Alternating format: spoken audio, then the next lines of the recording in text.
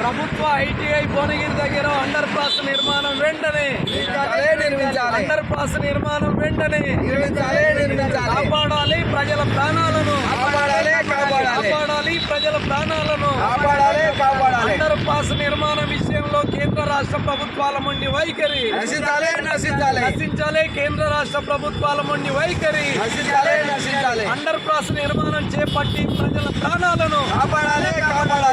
ప్రాణాలను ఈరోజు భువనగిరి మండలం భువనగిరి పరిధిలోని పెంచుకల్పాడు కృష్ణాపురం గ్రామానికి సంబంధించిన గ్రామ ప్రజలు సిపిఎం నాయకత్వంలో హైదరాబాద్ నుంచి వరంగల్కు పోతున్న జాతీయ రహదారి మధ్యన భువనగిరి పట్టణంలోని ప్రభుత్వ ఐటీఐ దగ్గర కార్యక్రమాన్ని నిర్వహిస్తూ ఉన్నాం.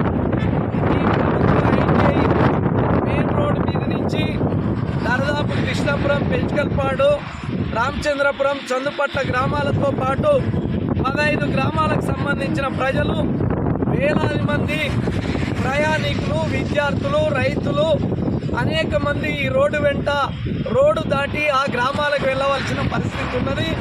కానీ జాతీయ రహదారి నిర్మాణం చేసినప్పుడు ఆ రోజు పాలకులు తర్వాత దీని కాంట్రాక్టు ఇక్కడ అండర్ పాస్ బ్రిడ్జి నిర్మాణం చేపట్టకపోవడం వల్ల ఇప్పటికీ అనేక ప్రమాదాలు గురైన పరిస్థితి ఉన్నది.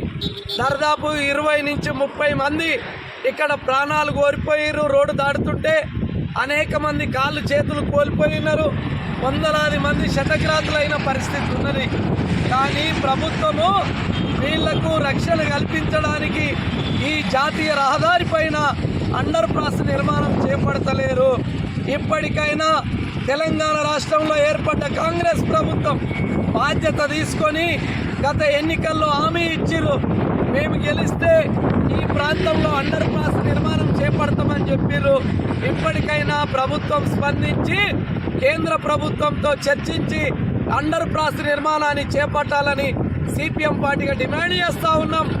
రేపు 10 రోజులలో దీని మీద ప్రకటన చేయకపోతే ఈ గ్రామాల ప్రజల్ని సమీకరించి ఇక్కడనే దీక్షలు చేపట్టి ఈ రోడ్డును దిగ్బంధనం చేస్తామనేది ఈ ప్రభుత్వాన్ని మేము హెచ్చరిక చేయడం జరుగుతూ ఉంది.